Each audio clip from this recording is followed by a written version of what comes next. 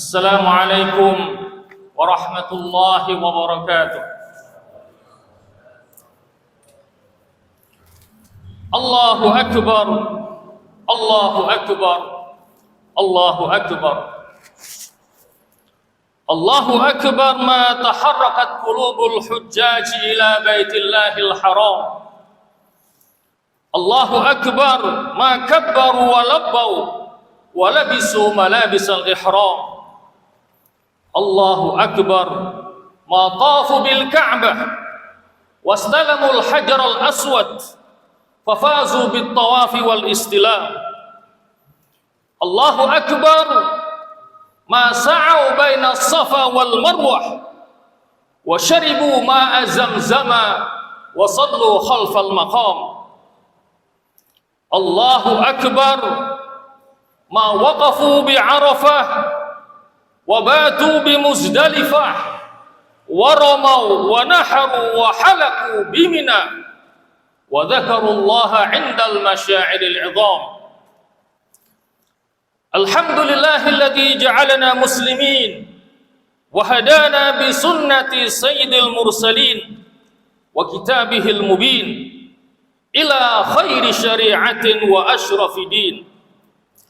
Wa nashhadu an la ilaha illallah wahdahu la syarika lah ja'ala al-a'yada mawasima afrahit ta'i'in wa ayyama sururil muta'abbidin. Wa nashhadu anna sayyidana Muhammadan 'abduhu wa rasuluhul qa'il ayyamut tashrik ayyamu aklin wa syurbin wa dzikrillahi 'azza wa jalla. Allahumma fassalli wa sallim ala sayyidina Muhammadin nabiyil mursal wa ala alihi wa sahbihi wat tabi'in lahum bi ihsanin fi kulli athar. Ma qara'a an-nasu fi hadzal yawm as-sa'id al-azhar inna a'tainakal kautsar fasalli li rabbika wanhar inna syani'aka huwal abtar. Amma ba'd fa ya ibadallah ittaqullaha mastata'tum wa tubu ilaihi wastaghfiruh wa'buduhu wa ati'uh wa kabbirullaha wa halliluh wa majjiduhu wa hamiduh wa dhahhu ayyuhal aghniya fa innaha minal a'malil munjiyah tunji sahibaha min syarrid dunya wal akhirah. Allahu Akbar, Allahu Akbar, Allahu Akbar walillahil hamd. Ma'asyiral muslimin rahimakumullah. Gemuruh takbir, tahlil dan tahmid bergema di angkasa. Pada hari ini lafaz-lafaz suci itu menggetarkan jagat raya keluar dari bibir kaum muslimin di seluruh pelosok dunia. Semua manusia beriman menyambut kedatangan hari raya Idul Adha yang penuh barakah ini dengan sukacita dan hati lega. Sementara itu di tanah suci sebagian saudara-saudara kita telah hadir di sana guna menunaikan ibadah haji. Mereka datang memenuhi panggilan Allah, menyambut ajakannya dengan iringan ucapan labbaik Allahumma labbaik labbaik la syarika laka labbaik innal hamda wan ni'mata laka wal mulk la syarika lak. Kami datang ya Allah memenuhi panggilanmu, kami sambut panggilanmu, tidak ada sekutu bagimu, sesungguhnya segala puji, nikmat dan kekuasaan berada di tanganmu, tidak ada sekutu bagimu. Menunaikan ibadah haji bukanlah perjalanan bersenang-senang, mengejar kenikmatan duniawi semata. Bahkan sebaliknya, haji adalah ibadah monumental, warisan hamba-hamba Allah yang beriman, yang sukses melaksanakan segala perintah dan kehendaknya dengan sempurna. Meski untuk penyempurnaan iman dan amal itu, ia harus mengorbankan apa saja yang sangat ia cintai. Berkorban apa saja demi meraih ridha Allah. Itulah esensi dan hakikat daripada ibadah haji. Karena hari raya Idul Haji biasa juga disebut dengan Idul Adha, yaitu hari raya kurban. Kurban itulah kata kunci yang kemudian diabadikan oleh Allah dalam bentuk syariat ibadah haji. Ma'asyiral muslimin rahimakumullah, secara historis sosok sejarah yang ditampilkan Allah dalam Al-Quran sehubungan dengan hari raya Idul Adha ini adalah keteladanan keluarga Nabi Ibrahim alaihissalam, karena sedemikian hebat dan tuntasnya kesempurnaan amal Nabi Ibrahim dan keluarganya sehingga beliau disebut Khalilullah atau kekasih Allah. Keteguhan Nabi Ibrahim dalam mencari dan membela kebenaran dapat kita simak dalam firman Allah surah Al-An'am ayat 74 sampai 79 yang artinya, dan ingatlah ketika Ibrahim berkata kepada bapaknya Azar, pantaskah kamu menjadikan berhala-berhala sebagai Tuhan-Tuhan? Sesungguhnya aku melihat kamu dan kaummu dalam kesesatan yang nyata. Dan demikianlah kami perlihatkan kepada Ibrahim tanda-tanda keagungan kami yang terdapat di langit dan di bumi, dan kami perlihatkannya agar dia termasuk orang-orang yang yakin. Ketika malam telah gelap, dia melihat sebuah bintang, lalu ia berkata, inilah Tuhanku. Tetapi tatkala bintang itu tenggelam, ia pun berkata, aku tidak suka kepada yang tenggelam. Kemudian tatkala ia melihat bulan muncul, ia pun berkata, sesungguhnya jika Tuhanku tidak memberi petunjuk kepadaku, niscaya aku termasuk orang-orang yang sesat. Kemudian tatkala ia melihat matahari terbit, ia berkata, inilah Tuhanku, inilah yang lebih besar. Maka tatkala matahari itu terbenam, ia pun berkata, hai kaumku, sesungguhnya aku berlepas diri dari apa yang kalian persekutukan. Sesungguhnya aku menghadapkan diriku kepada Tuhan yang menciptakan langit dan bumi dengan tunduk kepada agama yang benar, dan aku bukanlah termasuk orang-orang yang mempersekutukan Allah. Allahu Akbar, Allahu Akbar, Allahu Akbar walillahil hamd. Ma'asyiral muslimin rahimakumullah, ada beberapa kesimpulan yang dapat kita ambil dari kisah Nabi Ibrahim di atas, antara lain. Pertama, Nabi Ibrahim alaihissalam dibesarkan di dalam lingkungan paganisme atau penyembah berhala. Ayahnya sendiri seorang penyembah berhala, bahkan pembuatnya. Tetapi Ibrahim memiliki keberanian yang luar biasa. Ia kritik ideologi paganis yang dianut oleh ayahnya dengan logika tajam. Pantaskah kamu menjadikan berhala-berhala itu sebagai Tuhan? Keputusan yang diambil oleh Nabi Ibrahim tidak pernah tergantung, apalagi harus minta restu kepada ayahnya yang jelas-jelas musyrik itu. Karena memang untuk beriman kepada Allah dan menyatakan keimanannya itu, ia tidak perlu menunggu legalisasi orang tuanya atau masyarakatnya, karena iman kepada Sang Khalik tidak butuh restu dan izin dari makhluknya. Kedua, Nabi Ibrahim memang kagum terhadap tanda-tanda keagungan Allah yang bertebaran di langit dan di bumi, bukan hanya karena keindahannya semata, tetapi juga karena banyak memberikan manfaat kepada manusia. Tetapi Nabi Ibrahim tidak pernah silau terhadap keindahan alam dan takluk kepada keagungannya. Beliau tidak terpukau dengan bintang atau bulan, sesuatu yang dari jauh tampak indah, tetapi setelah didekati, ia tetaplah sebagai makhluk biasa, tidak pantas dijadikan orientasi dalam kehidupan ini.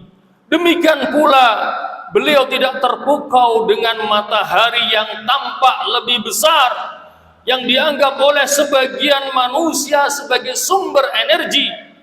Padahal energi matahari adalah energi turunan, adapun sumber energi yang sesungguhnya adalah Allah Subhanahu wa taala. Seluruh kekuatan di alam semesta ini bersumber daripadanya. La haula wala quwata illa billahil aliyyil azim. Tidak ada daya upaya dan kekuatan selain dari Allah yang maha tinggi lagi maha agung. Ketiga, setelah dididik oleh Allah Subhanahu wa taala melalui ayat-ayatnya dan menemukan Tuhan yang sesungguhnya, Nabi Ibrahim langsung membebaskan dirinya secara total dari syirik dengan segala manifestasinya. Nabi Ibrahim berkata kepada kaumnya, "Ya qaumi, inni bari'um mimma tusyrikun." Wahai kaumku, sesungguhnya aku berlepas diri dari apa yang kalian persekutukan. Nabi Ibrahim membebaskan dirinya dari syirik ideologi yang memandang selain Allah dapat mendatangkan manfaat atau madarat. Ia bebaskan dari syirik konsepsi. Ia hanya tunduk, ia hanya condong kepada Islam. Ia hanya ingin menggunakan wahyu Allah sebagai petunjuk dan aturan hidupnya. Ia tidak mau menerima syariat dengan metode gado-gado, yaitu mengambil sebagian yang menyenangkan dan mencampakkan sebagian yang tidak cocok dengan seleranya. Ia bebaskan dirinya dari syirik motivasi. Ia tidak ingin menjadikan manusia yang bertentangan dengan niat kepada Allah sebagai tujuan akhir hidupnya. Ia jadikan titik tolaknya dari Allah, langkahnya dengan aturan Allah, dan finalitasnya untuk mengejar ridha Allah semata. Dalam hal ini, Nabi Ibrahim bukan saja sekedar menunaikan perintah-perintah Allah yang telah dibebankan kepadanya, tetapi juga menyempurnakannya. Dan puncak kesempurnaan pelaksanaan perintah Allah atas diri beliau yang luar biasa, yang diabadikan Allah dalam Al-Quran, adalah ketika ia berdialog dengan putranya Ismail perihal turunnya perintah Allah agar menyembelihnya, sebagaimana yang diungkap dalam surah As-Saffat ayat 102 yang artinya, maka tatkala Ismail telah mencapai balik, Ibrahim berkata, "Wahai anakku, sesungguhnya aku melihat dalam mimpiku aku menyembelihmu, maka sampaikanlah pendapatmu." Ismail menjawab, "Wahai ayahku, kerjakanlah apa yang telah diperintahkan Allah kepadamu. Insya Allah engkau akan mendapatiku termasuk di antara orang-orang yang sabar." Ma'asyiral muslimin rahimakumullah, setelah mendengar ayat di atas tadi, mungkin ada pertanyaan yang mengganjal dalam benak kita. Mengapa mesti berdialog?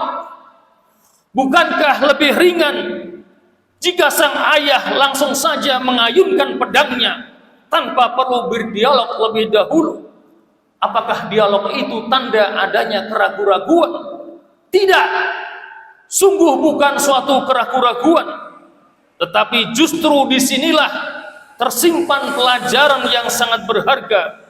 Karena kalau saja pedang itu langsung diayunkan, maka yang akan mendapatkan pahala ketaatan kepada Allah hanyalah sang ayah saja. Sedangkan sang anak tidak kita ketahui sikapnya yang sesungguhnya, apakah dia juga taat terhadap perintah Allah ataukah tidak. Tetapi dengan terlebih dahulu bertanya, maka tampak jelaslah watak soleh sang permata hati saat menyambut perintah ilahi Allah Subhanahu wa ta'ala. Pelajaran lainnya adalah sang anak begitu sensitif terhadap isyarat Tuhannya. Sebagai remaja yang soleh, ia mengartikan mimpi ayahandanya sebagai sebuah perintah, meskipun ayahnya tidak mengatakannya. Sang ayah hanya mengatakan, "Inni ara fil manam." Tetapi sang anak langsung menjawab, "If'al ma tu'mar." Sikap takwa yang ditunjukkan sang anak jelas bukan tanpa proses.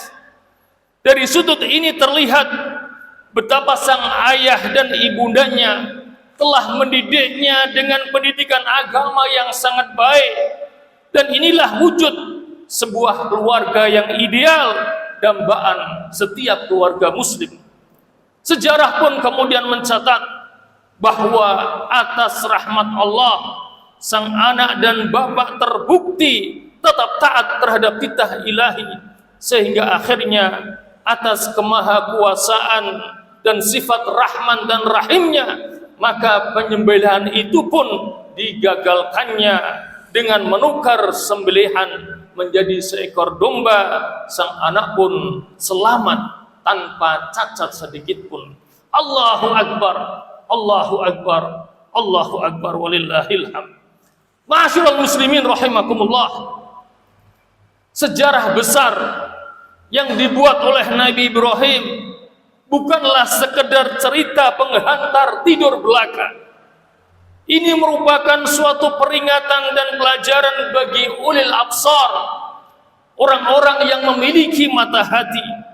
Bagi kita yang mengaku mukmin, sejarah pengabdian yang telah dicontohkan oleh Nabi Ibrahim dan keluarganya merupakan teladan bagaimana seharusnya seorang hamba menyambut panggilan dan tugas-tugas dari Allah Subhanahu wa ta'ala. Sambutan dan jawaban Nabi Ibrahim adalah jawaban yang spontan dan langsung. Memang untuk melaksanakan perintah dan tugas dari Allah tidak perlu pikir-pikir atau maju mundur. Sikap seorang muslim atas ketentuan-ketentuan Allah adalah sikap aslamtu, yang berarti aku berserah diri dan siap bekerja. Dan sikap sami'na wa ata'na, kami dengar dan kami taati, sebagaimana telah dicontohkan oleh Nabi Ibrahim yang dilukiskan di dalam Al-Quran surah Al-Baqarah ayat 131. Idh qala lahu rabbuhu aslim qala aslamtu li rabbil alamin. Ingatlah ketika Allah berkata kepada Ibrahim, tunduk dan patuhlah kamu. Maka Ibrahim menjawab, aku tunduk dan patuh kepada Tuhan semesta alam. Sungguh malang nasib mayoritas kaum muslimin pada saat ini, yang bukan saja tidak bersikap aslamtu secara langsung terhadap perintah-perintah Allah, tetapi mereka bahkan telah berubah menjadi kelompok manusia yang lancang terhadap Allah Subhanahu wa ta'ala. Mereka menolak ditegakkannya syariat Allah sebagai aturan hidup manusia dengan dalih tidak kontekstual, sembari di sisi lain dengan santainya mereka memeluk erat-erat hukum dan aturan buatan manusia yang berdasarkan hawa nafsu rendah mereka. Ada lagi sebagian dari mereka yang dengan entengnya mengatakan bahwa agama Islam tidak lagi bisa berperan secara operasional dalam kehidupan bermasyarakat. Islam cukup dijadikan semacam yoga atau sarana semedi untuk rekreasi mental semata. Sementara kehidupan masyarakat dibangun di atas sistem dan nilai barat timur atau nenek moyang mereka, tanpa berdasarkan petunjuk dan penuh dengan kebodohan. Allah mengancam manusia model seperti ini dengan firman-Nya dalam surah Luqman ayat 20, wa minan nasi may yujadilu fillahi bighairi ilmin wala hudan wala kitabim munir. Dan di antara manusia ada orang yang memperdebatkan ketentuan-ketentuan Allah tanpa dasar ilmu, tanpa petunjuk, dan tanpa bimbingan dari kitab yang jelas. Untuk itu, marilah kita berharap semoga kita tidak menjadi generasi yang lancang terhadap Allah dan ketentuan-ketentuannya, Semoga kita menjadi pribadi-pribadi yang senantiasa bersikap aslamtu, tunduk dan patuh kepada semua undang-undang dan aturan hidup yang telah ditentukan oleh Allah dan Rasul-Nya. Maka dari itu, marilah kita penuhi syarat-syaratnya sebagai berikut. Pertama, membangkitkan dan menumbuhkan ruhut tadhiyah atau semangat pengorbanan. Kita tidak boleh berhenti berjuang dan berkorban sebelum ajal datang. Harta yang kita miliki, jabatan yang kita sandang, kedudukan yang didapat, anak yang cerdas dan soleh, rumah yang bagus dan lain sebagainya, semuanya itu datangnya dari Allah. Karena itu hendaknya kita kembalikan untuk berjuang dan berkorban di jalan Allah. Ketahuilah wahai saudara-saudaraku, seiman dan secita-cita, sebesar apapun kita korbankan, harta, tenaga, pikiran dan jiwa belumlah sebanding dengan nikmat yang dikarenakan Allah kepada kita. Terlalu besar nikmat yang telah kita rasakan, namun masih terlalu sedikit pengorbanan yang telah kita persembahkan kepada Allah Subhanahu wa ta'ala. Kedua, adanya sifat jiddiyah, kesungguhan dan ketekunan. Sesungguhnya tidak ada suatu amal apapun jua yang bisa dilakukan dengan sukses tanpa diiringi dengan kesungguhan dan ketekunan. Hanya mereka yang bersungguh-sungguh sajalah yang mampu bersikap aslamtu terhadap segala aturan dan undang-undang Allah Subhanahu wa ta'ala. Kalau kita beribadah, hendaklah beribadah dengan sungguh-sungguh sesuai dengan syarat dan rukunnya.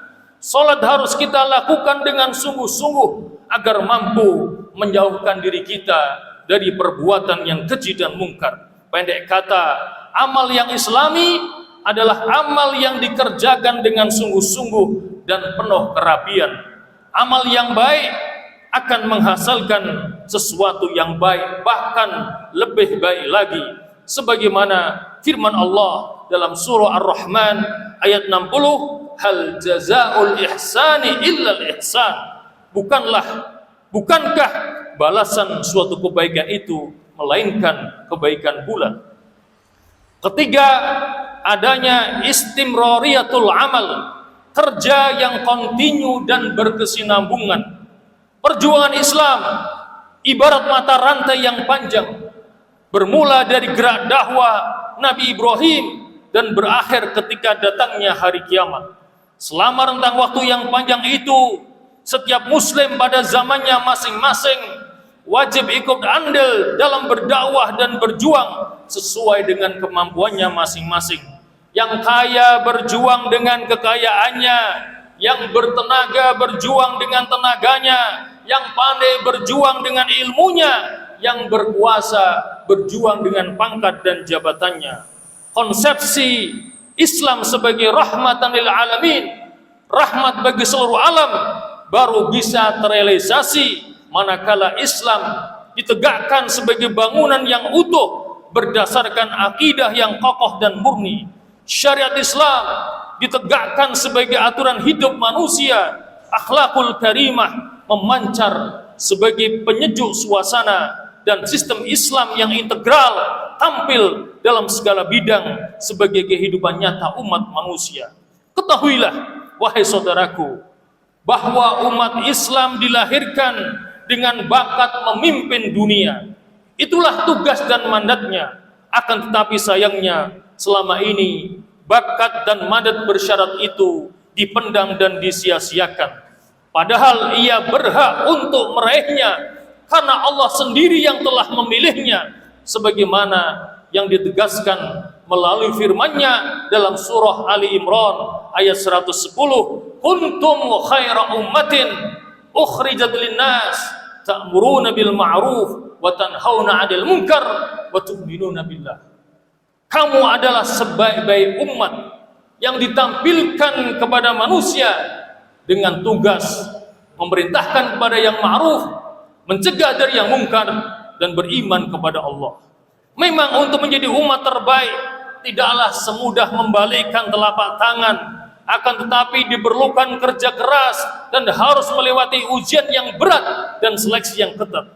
Namun sayang sekali, banyak dari kalangan umat ini yang berpikir seperti pendahulu mereka yang dimurkai Allah dan sesat jalannya, menganggap diri mereka sebagai putra-putra dan kekasih Allah. Mereka mau menyandang gelar kehormatan sebagai umat tanpa dengan membayar harga yang cukup, bahkan kalau bisa tanpa bayar sama sekali. Kemuliaan ini tidak bisa diperoleh hanya karena status, karena dilahirkan dari keluarga yang Islam saja, tetapi harus dibayar dengan pengorbanan, kerja keras, kecintaan kepada Allah dan Rasulnya. Allahu Akbar, Allahu Akbar, Allahu Akbar, walillahil hamd. Ma'asyiral muslimin rahimakumullah, dapatkah gelar khairu ummah ini diperoleh padahal kitab Allah hanya diberlakukan sebagai nyanyian dan untuk mantra-mantra saja, padahal sunnah Rasul ditinggalkannya, padahal suara adzan sudah tidak lagi menggetarkan jiwa dan menggerakkan langkah orang yang mendengarkannya untuk datang ke masjid dan melaksanakan salat berjamaah, padahal dakwah perjuangan telah menjadi barang dagangan untuk memperkaya diri, padahal ibadah telah terkurung di balik tembok masjid dan musola tanpa bukti dan jiwa, dan tidak lagi menggambarkan keindahan ajaran agama Islam. Di depan mata kita terpampang pemandangan terang benderang yang menyakitkan hati dan menyesakkan dada. Anak-anak siapa yang menjadi korban minuman keras, narkotika dan pergaulan bebas? Bapak-bapak siapa yang menjadi penjual dan penyalur khamr dan barang-barang haram lainnya? Siapa yang menjual iman mereka dengan beberapa kilogram beras, beberapa bungkus Indomie atau sekaleng susu? Siapa yang asik bertengkar dengan sesamanya? Sementara generasi esok yang penuh dengan harapan sudah berada di bawah kendali musuh. Sungguh benarlah peringatan Allah di dalam Al-Quran dalam surah Maryam ayat 59 yang berbunyi, فَخَلَفَ مِنْ بَعْدِهِمْ خَلْفٌ أَضَاعُوا الصَّلَاةَ وَاتَّبَعُوا الشَّهَوَاتِ فَسَوْفَ يَلْقَوْنَ غَيًّا. Maka bergantilah sesudah mereka suatu generasi jahat yang mereka itu menyia-nyiakan salat, memperturutkan hawa nafsu, maka mereka pasti akan dimasukkan ke dalam siksaan yang pedih. Potret umat yang seperti ini diperjelas lagi oleh Rasulullah SAW melalui sabdanya yang diriwayatkan oleh Ad-Dailami yang artinya, akan datang kepada manusia suatu zaman saat semangat hidup mereka adalah perut, gengsi mereka adalah harta, kiblat mereka adalah wanita, dan agama mereka adalah dinar dan dirham. Merekalah seburu-buru makhluk, tidak ada nilainya di hadapan Allah Subhanahu wa ta'ala. Dalam kondisi yang semacam ini, suara adzan terdengar hambar, bacaan Al-Quran sudah tidak lagi berbekas, gerak ibadah kita tiada memberikan arti. Semuanya bersumber kepada sakitnya hati. Ibrahim bin Adham, seorang tabi'in, menganalisis masalah ini, kemudian memberikan beberapa kesimpulan sebagai berikut ini. Yang pertama, kamu kenal Allah, namun kamu tidak menunaikan hak-haknya. Yang kedua, kamu mengaku cinta kepada Rasulullah, namun kamu tinggalkan sunnah-sunnahnya. Yang ketiga, kamu membaca Al-Quran, namun kamu tidak mengamalkan isinya. Yang keempat, kamu mengatakan bahwa surga itu pasti, namun kamu tidak berusaha dan beramal untuk bisa mendapatkannya. Kelima, kamu mengatakan neraka itu pasti, namun kamu tidak berusaha untuk menghindarinya. Yang keenam, kamu mengkonsumsi banyak nikmat Allah, namun kamu tidak menunaikan syukurnya. Yang ketujuh, kamu mengatakan bahwa kematian itu pasti, namun kamu tidak bersiap-siap untuk menghadapinya. Kedelapan, kamu mengatakan bahwa setan itu adalah musuh, namun kamu malah berteman dengannya. Yang kesembilan, kamu bangun tidur, lalu kamu sibuk membicarakan aib saudaramu, namun kamu lupa dengan aibmu sendiri. Yang kesepuluh, kamu kuburkan jenazah, namun kamu tidak bisa mengambil pelajaran dari kematian itu. Ma'asyiral muslimin rahimakumullah, jalan selamat terbentang di depan mata. Jawablah seruan Allah dan Rasulnya, pastilah Allah akan memberikan makna hidup yang sejati. Firman Allah dalam surah Al-Anfal ayat 24 yang berbunyi, ya ayyuhalladzina amanu stajibu lillahi walir rasul idza da'akum lima yuhyikum. Wahai orang-orang yang beriman, penuhilah panggilan Allah dan Rasulnya jika ia menyeru kamu kepada apa yang akan menghidupkanmu. Inilah sikap labbaik kita. Labbaik dalam rangka meningkatkan sensitivitas dan kepedulian kita terhadap umat ini, dalam meningkatkan tanggung jawab sebagai orang tua, anak, pribadi, atau pemimpin.